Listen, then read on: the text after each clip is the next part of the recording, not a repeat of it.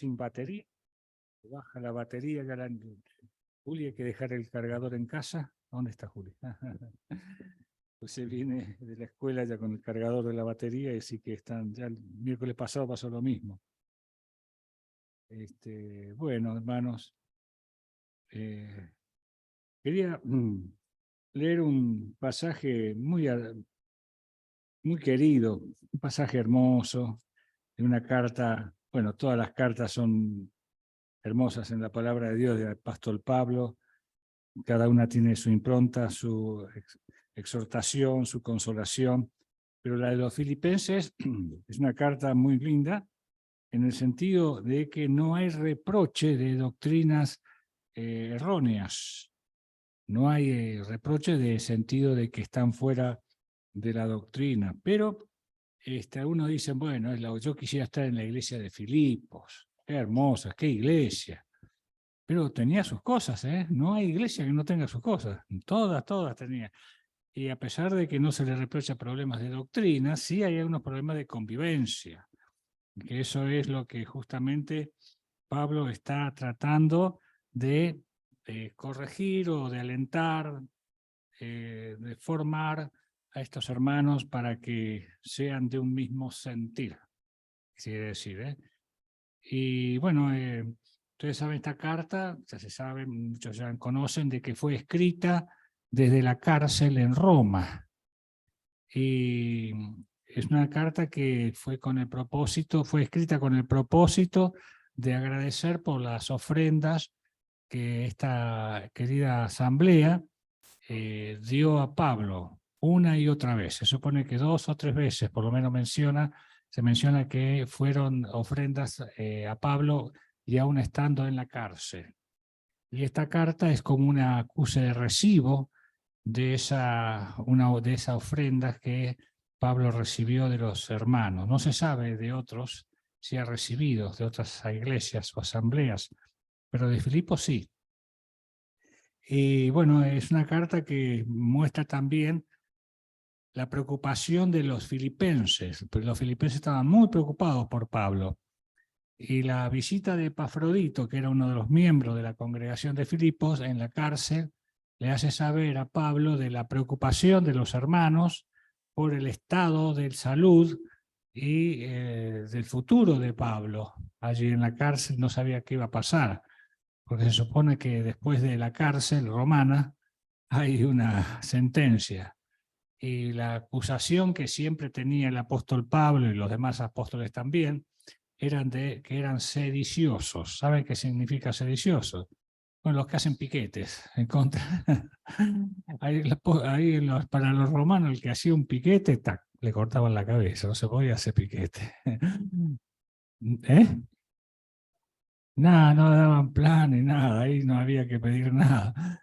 Entonces, eso es una sedición, o sea, estar en contra de las autoridades romanas. Entonces, Pablo estaba siempre acusado por los judíos y también por muchos gentiles, que era sedicioso, ¿eh? Por eso los reos que fueron muertos por el Señor Jesucristo, incluso el mismo Barrabás, estaban acusados de sedición. Y suponemos que también de alguna muerte, pero ya el hecho de ser sedicioso, reiterado, sedicioso, era pena de muerte. Y Pablo estaba esperando posiblemente esa condena, pero él confía de que el Señor podría librarlo. ¿Y saben en qué confiaba? Esto lo dice en otros lados. Pablo, de que Dios lo podía librar en las oraciones de los santos. Por vuestras oraciones seré librado. ¿Qué les parece? ¿Vale la pena orar? Y cuando la iglesia ora, Pablo estaba tranquilo. Y él decía en esta carta, bueno, si el Señor me libra, me voy a gozar porque voy a estar con ustedes. Pero si no me libra, voy a gozar porque voy a estar con el Señor. O sea que el gozo para él era la presencia de Dios en Dios, pero también la presencia de los hermanos era muy gozosa. Estar con los hermanos para él era un gozo enorme, pero para estar con Dios era un gozo más grande. Lo que pasa es que él buscaba consolación, o sea, que se consolaran los hermanos, y por eso esta carta. Pero al mismo tiempo, como dije, era una carta de gozo. Ustedes van a ver que la palabra gozo, regocijo, gozaos, se reitera una y otra vez. De un hombre que está en la cárcel, esperando posiblemente una sentencia de muerte, pero confiando en las oraciones de los santos. Bueno, el capítulo 2, fíjense en ustedes cómo comienza de Filipenses. Aunque acá dice, por tanto, si hay alguna consolación, en realidad la correcta interpretación sería, ya que hay consolación. Porque hay consolación en el Señor. Usted sabe que nosotros tenemos varias formas de ser consolados. Primero por Dios, por el Señor Jesucristo. Somos consolados por la palabra de Dios. Somos consolados por el Espíritu de Dios. Somos consolados en vista de la segunda venida del Señor. Y somos consolados por los hermanos mismos. Así que hay una forma de ser consolados, y estas son las formas que el Señor habla en su palabra de la consolación.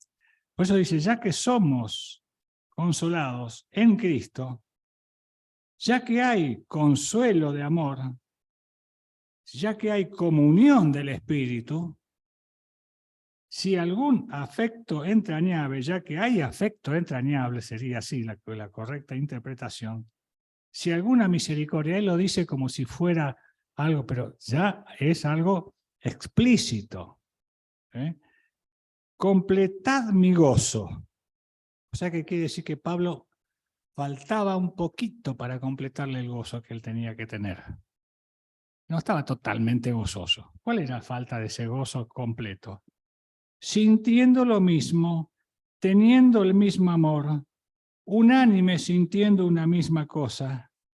Nada hagáis por contienda o por vanagloria, antes bien con humildad, estimando cada uno a los demás como superiores a uno mismo. O sea que le faltaba ese porcentaje mínimo que tenía que tener Pablo para estar con el gozo completo. Y justamente era que a lo mejor no había humildad, no se estimaban unos a los otros como superiores a sí mismo, no mirando, verso 4, cada uno por lo suyo propio, sino cada cual también por lo de los otros. O sea que Pablo está dando una referencia de amor, con un amor tremendo, lo corrige con una calidad de persona tremenda, ¿no es cierto? Pero ahora, fíjense ustedes que para que eso sea posible, pone un ejemplo que es el ejemplo sublime de humildad, de amor, de consolación, de afecto entrañable, desde ese sentir unánime. Dice, haya pues en vosotros este mismo sentir que hubo también en Cristo Jesús, el cual, siendo en forma de Dios, no estimó el ser igual a Dios como cosa a que aferrarse, sino que se despojó a sí mismo, tomando forma de siervo, hecho semejante a los hombres, y estando en la condición de hombre, se humilló a sí mismo, haciéndose obediente hasta la muerte y muerte de cruz. O sea, Pablo no dice, bueno, hagan como yo, aunque él dice, en Efesios 5:1, sed imitadores de Dios como hijos amados. Y en otra porción dice, sed imitadores de mí como yo de Cristo. Sed imitadores de Cristo sed imitadores de mí como yo imito a Cristo. Pero acá está dando el supremo imitación y la suprema, digamos, porcentaje al cual cada uno de nosotros debemos aspirar. y es ser como Cristo. Imitar a Cristo. ¿Llegaremos algún día a la altura de Cristo? Nunca. Pero, como decía el apóstol, no que lo haya alcanzado, sino que, bueno, sí, la verdad es que me hacía falta, gracias, sino que procuro.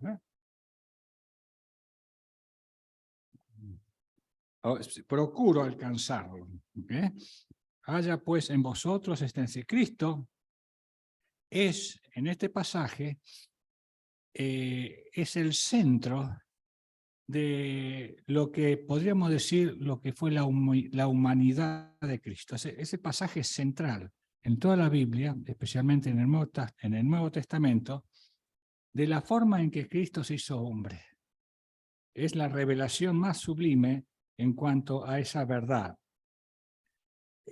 Ahora, él está diciendo que reflejemos en nuestra vida la vida de Cristo. Ahora, ¿esto es un proceso mental solamente? ¿Es un proceso que tiene que ser un cambio de mente? Ese cambio de mente, que es evidente, tiene que tener una disposición interna. Tiene que ser algo de interior, algo que transforme el interior de nuestro ser.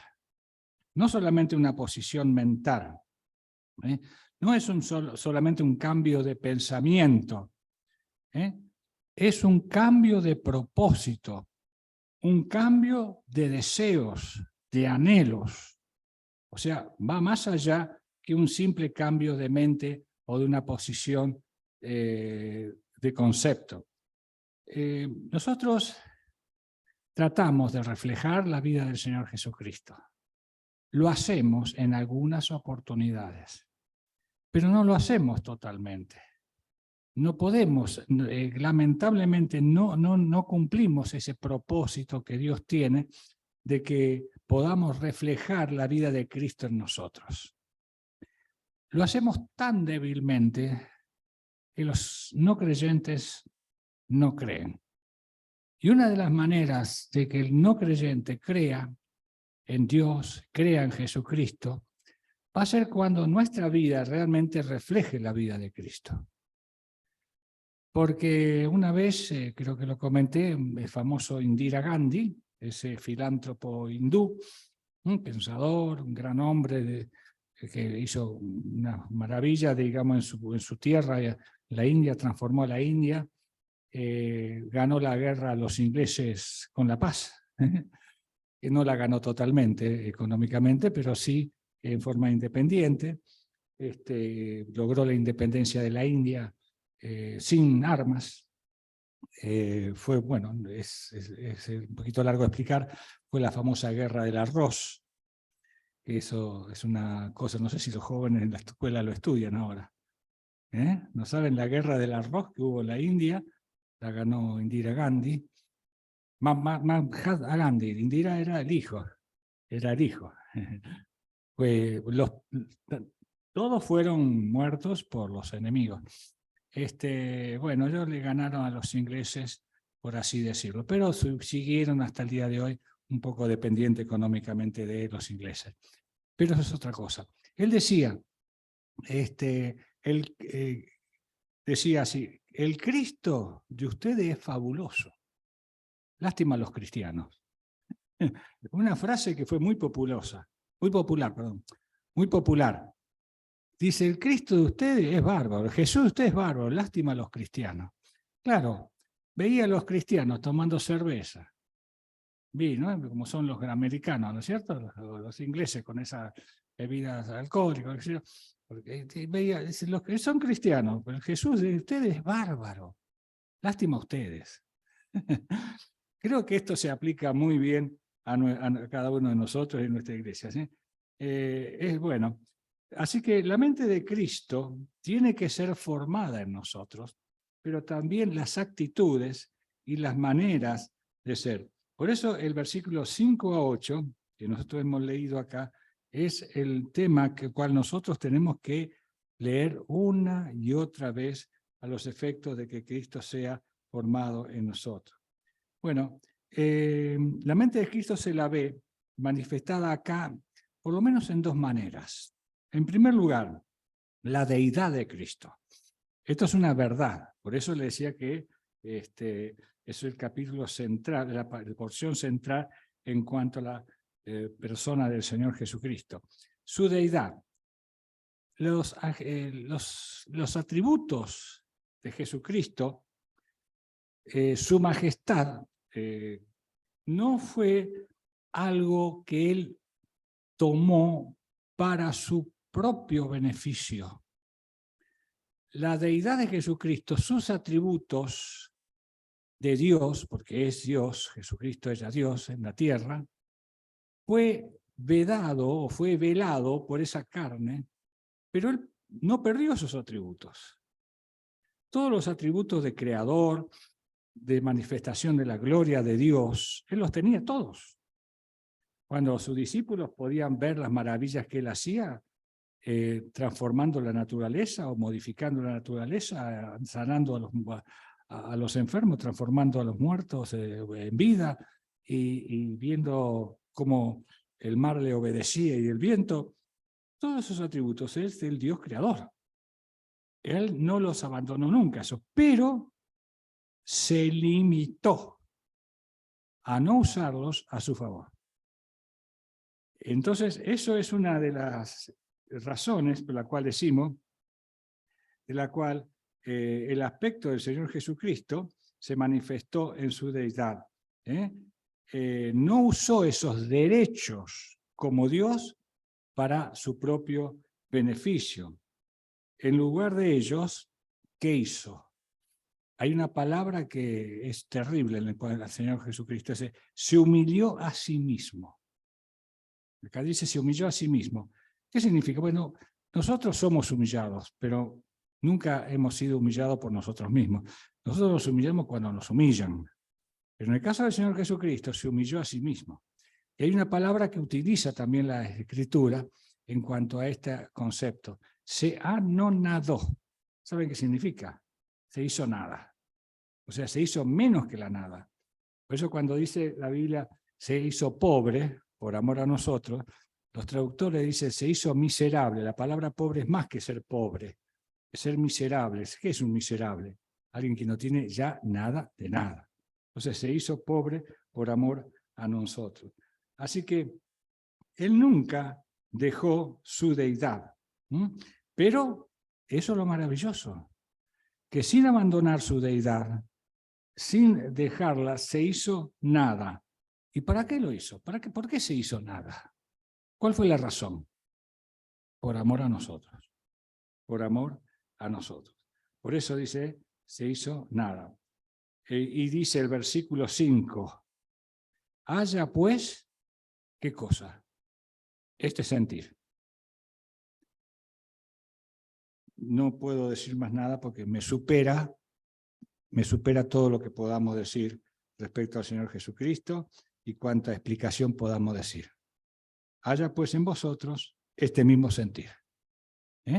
Hacerse nada, por amor a vosotros, o sea, a los otros. Ahora, después también tenemos que conocer que, en segundo lugar, la mente de Jesucristo fue manifestada en esa humanidad. Una humanidad cuando se humilló a sí mismo, como dice el versículo 8, que estando en la condición de hombre, se humilló a sí mismo. Así que, hermanos, nosotros tenemos sobrados motivos para humillarnos porque no somos nada. Pero el Señor no tenía motivo para humillarse. No tenía motivo, porque Él era todo. Así que Jesucristo se hizo nada, teniéndolo y siendo todo, el dueño de todo. Así que, hermanos queridos, ya desde el nacimiento, el Señor Jesucristo manifestó esta humillación porque Él eligió un establo para nacer. Podía haber elegido un palacio. El cetro de Él eran las herramientas de carpintería. La escuela rabínica era la sinagoga de su pueblo. podía haber hecho alguna escuela rabínica en algún lado más sofisticado. Se supone que incluso en esa escuela rabínica de su pueblo no había sacerdotes, tenía que venir sacerdote de otro pueblo más grande, allí en Nazaret. Pero él eligió ese lugar para nacer, para crecer, para desarrollarse, y se humilló de tal manera después que murió en la cruz como un malhechor, como un sedicioso, murió como alguien que fue el peor de los delincuentes. Así que, hermanos, tenemos motivos más que sobrados para dar gracias a Dios y así imitarle a Él, como nos dicen las Escrituras en su narración permanentemente. Haya pues en vosotros este sentir que hubo también en Cristo Jesús. No que lo logremos hacer como Cristo, pero que lo debemos procurar, eso sí, que el Señor nos guarde.